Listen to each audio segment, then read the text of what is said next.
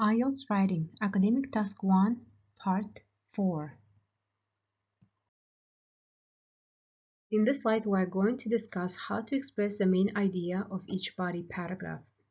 When you planned your essay, you made notes that you can use to compare and give details. Now, using these notes, you are going to write your body paragraphs of your essay. You'll write one paragraph about each comparison. So remember, you need to write the main idea in each body paragraph. So that's your first sentence of each body paragraph. Begin each paragraph with the main idea that summarizes a comparison you are making. So below we have two main ideas, each with a focus comparison. So for example, comparison for paragraph 1 is the average daily sales of selected food items in winter. And comparison for paragraph 2 is the average daily sales of selected food items in summer. Which means when you are going to write your body paragraphs, your first body paragraph is going to be only about winter time, and your body paragraph 2 is going to be summertime. So you have to compare them. So what I would suggest you to do is in your body paragraph 1 to write about only winter period of time and discuss highest number, lowest number, etc. And in body paragraph 2, compare your summer to winter and how in summer maybe some certain items were more popular than the others. So you'll compare summer to winter in your body paragraph 2. And these are our main ideas for body paragraphs. And now we're going to review one of the most important parts of the essay, supporting details. The main idea of each body paragraph is always followed by details that support it. A lot of times you can see supporting details as our examples after the main idea. Try to use your own notes about details to write statements that support the main idea. On the following slide, look at how the notes for the first comparison on the graphic have been turned into the supporting details of a paragraph. And now we are going to discuss how to put the main idea and details in one paragraph. So here I have a sample plan for you about body paragraph 1. As you see, I use my notes and I'll show you how using these notes, I wrote my body paragraph 1. So my topic here was the average daily sales of different food items in winter. And as you see, in winter is underlined because now I'm only focusing on the winter period of time. Important details that I had was the highest number of sales, which was hot coffee, 75. Second highest number of sales, soup, 50. Next number of sales, salad and ice cream, they were about 25 each. And lowest number of sales, iced coffee, which was almost zero. And here I have sample body paragraph, main idea. So this is the first sentence of my body paragraph. And I started like this. Certain food items had much higher sales than others in the winter. So I only talk about winter, remember. So supporting details would look like this. Hot coffee had the highest number of sales with an average of 75 servings sold daily. The item with the second highest number of sales was soup, with an average of 50 servings sold daily.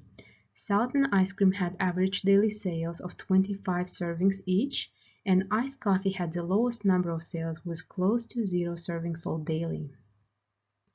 As you see, I use the information above, so I had my plan and I turned it into sentences. But remember, your body paragraph, the first sentence of your body paragraph has to begin with the main idea.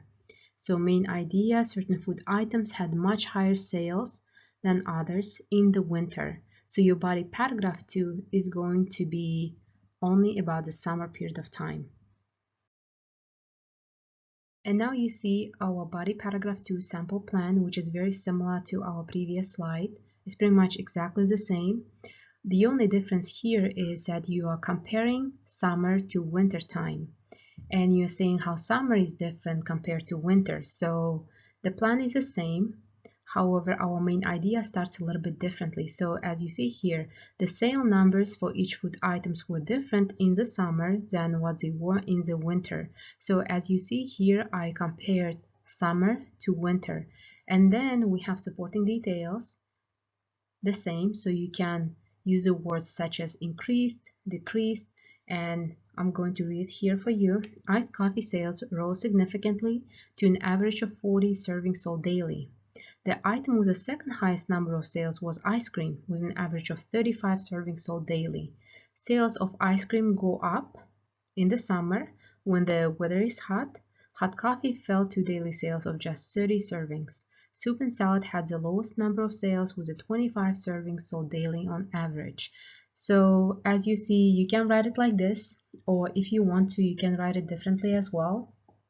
So it also depends on your style and what kind of information you want to include. Remember that everyone writes differently. However, as long as you include the most important features and you're making meaningful comparison, it means you did a great job. And now we're going to talk about our last part of the essay, which is writing your conclusion. In the introduction, you made general statements about the comparison you plan to make. In the conclusion, you sum up the ideas you developed in your essay. And remember that your conclusion is a restatement of these ideas. Look at the following introduction and conclusion from a previous essay about the graphic. So as you remember, we had introduction that contained 2 sentences, and here they are. The bar graph shows how many servings of certain food items sold on average every day in 2 different seasons at the Vista Cafe. The average number of sales of each item changed with the season. So our conclusion restates this idea using different words by stating the most important change, or we also call it trend. So here we have, in general, the average daily sales of each food item changed. Depending on the season, certain items were more popular in the winter, but certain others were more popular in the summer. So as you see, our introduction conclusions are closely linked, and your conclusion basically repeats what was said in the introduction using different words and also showing the most important one, key change, key trend that happened throughout the time. And here you have the complete sample essay about the academic task 1. And this is about the graphic that we discussed earlier. And I showed you how to write introduction, body, paragraph, and conclusion for it. And I put all these paragraphs together, and now we have a complete essay. And here you have total number of words, 220. And I'm going to pause it here for you guys so you can take some time and read it. And I think you'll have a better idea and understand better how to write your academic task 1 essay. And now we are going to discuss our final step 3, which is checking and revising your essay. After you finish writing your essay, make sure to revise your writing. You need to save at least last 3 minutes to check your work to see if you have any grammatical mistakes or you use the same word over and over again. So go back and read your essay once again and make some corrections if you need to. And also keep in mind that even American speakers, native speakers, make some grammatical mistakes when they write and when they speak. So it's very important that you actually check your essay. And it's very important that you follow the official Ielts rubric in the next slide and consider if you need to revise your essay around these points. And definitely, you need to practice a lot before your upcoming exam because, as you know, you are only given 20 minutes and you'll be writing 150 words. So you have to make sure that you practice a lot and you feel prepared before your test. And now we are going to discuss our official Ielts rubric, and that will ensure that you know how to get a certain band score. You can follow this link that I provided on the slide, and it's going to take you to British Council website where you can see a very detailed rubric and how to get a certain score. But here I have a summary from the official Ielts rubric. It's kind of like a brief summary and what you need to do in order to get a high score. So first of all, you have to make sure you are addressing the task, which means your essay has a thesis statement and main ideas. Coherence means that your every body paragraph begins with the main idea, which is a topic sentence you had. We discussed it. And every body paragraph has supporting details, things like highest number lowest number, and so on. Next, we have cohesion, which is an introduction, and your conclusion is restating your introduction. Transition words, these are words such as first of all, for example, in addition, finally, so make sure you include them. Lexical resource means that your vocabulary is not redundant, so you are not using the same words over and over again, and you are using different synonyms, or you are paraphrasing some words. Then spelling, of course, is very important, so make sure you practice very well before you take your test. And last important point is grammatical range and accuracy. So it means your sentences are different. You are not using only simple sentences or only compound sentences. You have 4 different types of sentences that we discussed: simple, compound, complex, and compound complex. And accuracy is that you feeling confident when you are using your vocabulary and tenses. So do not use grammar or vocabulary words that you're not sure about. It's better to keep it simple instead of making big grammatical mistakes. So that's what we have for our a brief summary for the official Ielts rubric.